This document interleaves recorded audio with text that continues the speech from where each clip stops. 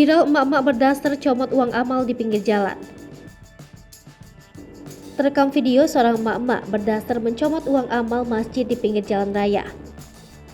Video tersebut dibagikan akun TikTok @bacotngap17 pada Kamis 23 Juni 2022.